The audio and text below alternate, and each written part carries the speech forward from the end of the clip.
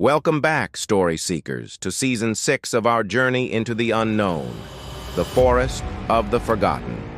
Remember our theme. The deeper you go, the louder the whispers become.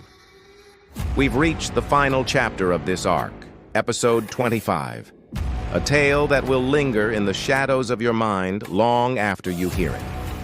We're about to approach the Forest Gate, deep within the gnarled heart of an ancient woodland, where sunlight struggles to pierce the dense canopy and the air hangs heavy with the scent of damp earth and decay. There stands a gate. It's not made of iron or wood, but of old, twisted vines, woven together by time and something else, something unseen. Local legends, whispered around crackling fires, call it a portal. A doorway not for the living, but for lost souls. A final passage into the whispered quiet of the beyond. It's a place most people avoid. A landmark on faded maps marked only with a skull and a warning to turn back. But warnings, as we know, often sound like invitations to the curious and the brave. One crisp autumn weekend, a group of 6 friends, young and full of the kind of bravado that only youth can afford, decided to make the legend their playground. They were experienced campers, or so they thought. They'd heard the stories, of course. Who hadn't? But they laughed them off as ghost tales meant to spook children. For them, finding the gate was the ultimate thrill, a story they could tell for years to come. They packed their gear, traced the rumored path on an old map, and ventured into the woods, their laughter echoing through the trees, a stark contrast to the oppressive silence that would soon greet them.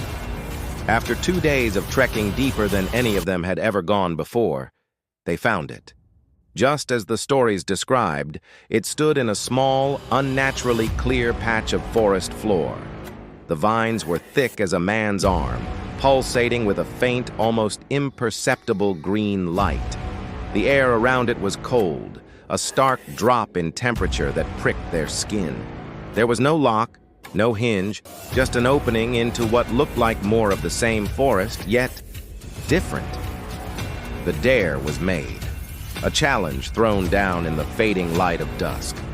Just for fun, they said. A quick step in, a quick step out. What's the harm?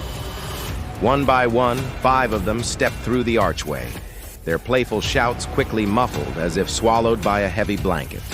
The 6th member, a young woman named Clara, hesitated. A primal fear, a cold dread she couldn't explain, held her rooted to the spot. She watched her friends disappear, their shapes wavering like a heat haze before vanishing completely. She called out, but her voice was absorbed by the suffocating silence. Seconds turned into minutes. The sun dipped below the horizon, plunging the clearing into near darkness, lit only by the gate's eerie glow. Panic began its icy ascent up her spine. Then a sound, a single gut-wrenching scream tore through the night from the other side of the gate. It wasn't a scream of fun or fright, but of pure, unadulterated terror. Moments later, one of her friends, a man named Leo, stumbled back through the portal, his face a mask of horror. He fell to his knees, gasping, his eyes wide and unfocused. He was alone. Clara rushed to him, shaking him, demanding to know where the others were. But he could only babble, his words disjointed and frantic. He kept repeating the same phrase over and over, his voice cracking with hysteria. The forest, it's upside down. The trees, they grow down from the sky. The ground, it's the sky. He pointed a trembling finger back at the gate, his face pale as death. Their screams, they're still there, falling up.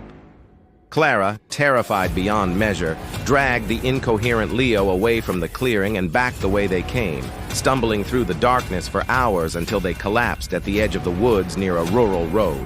When the authorities were finally called, they were skeptical, treating it as a prank or a story fueled by illicit substances. But the 5 friends were still missing. A search party was organized, and they followed Clara's directions back to the clearing. They found the campsite, the embers of the fire cold, and they found the gate, standing silent and ominous. The investigators documented the scene, noting the strange cold and the unsettling quiet. It was the footprints that solidified the terror in their report. On the soft earth leading to the vine-covered archway, they found 6 sets of footprints walking in. 5 sets went through the gate and simply ended. There were no return tracks. Only one set of prints belonging to Leo showed a return, scuffed and chaotic, alongside Clara's frantic drag marks leading away. The other 4 friends and their footprints had vanished into thin air. The official report lists them as missing persons, but the locals know the truth. They walked through a door from which there is no return. They stepped into the forest gate. Want to uncover every chilling detail and a secret that even the police missed about the forest gate? The full, uncensored story is waiting for you. Thank you for joining us in the shadows tonight. The whispers are only getting louder. Stay tuned for more horror stories that will make you question the world you think you know.